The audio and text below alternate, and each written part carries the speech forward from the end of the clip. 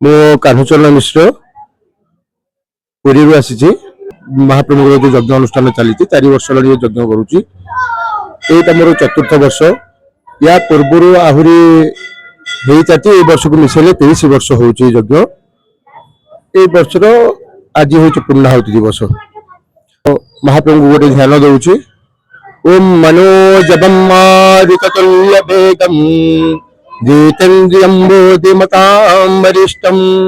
वातात्मजं वानरयोधमुख्यं श्रीरामदूतं शरणं प्रपद्ये। एटी हनुमान सहित आमर मुख्य होचुंती यज्ञ नारायण यज्ञ जहाँ द्वारा आमे ए धरा पृष्ठ जो घृत आहुति अभिषेक करा जाउची बा आहुति करा जाउची ए घृतर धुआं जिते बाट पर्यंत जाए सेथरे थिबा जो आसुरिक शक्ति किंबा ये जो धूली कोणा भितर ये सब जो जिनस गुड़ाक सब थाए से गुड़ाक सब नष्ट हो जाए जहाँ फल कि आम परिवेश संतुलितता ठीक रुहे मेघ हुए मेघ हेले आम परिवेश सुस्थ रहा फल कि शस्य श्यामला रस्य श्यामला हेले जीव जगत बंची रहिबो। मो ना संतोष कमल मु एठिकार बासिंदा 23 वर्ष होला ये अनुष्ठान किंतु मंदिर होची 40 वर्षर मंदिर हनुमान मंदिर होची 40 वर्षर मंदिर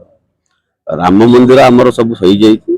आशा करा जाउची आमे देखा जाउची एई वर्ष भितर श्रीगुंडिचा भितर आमे प्रभु को आनी एठी बसेइबु आमे दायित्व नहीं कोन आज्ञा दायित्व सब से प्रभु कर जहा करछन एठी प्रभु करछन आमे कोन करिवु आमे खेणिक मात्र जो जहा जो माने भक्त अछंदी से माने गदई दियंती हनुमान को एमिति गोटे पावर अछि से मन मन सब पळे आसा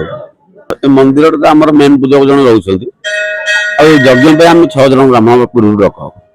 जमी द्वितीय कर्तव्य जमी करिया कथा से नीति अनुसार काम करती आमर गोटे मेसेज रोचे आम जो यज्ञ आम करुचु गाँव उन्नति करुचु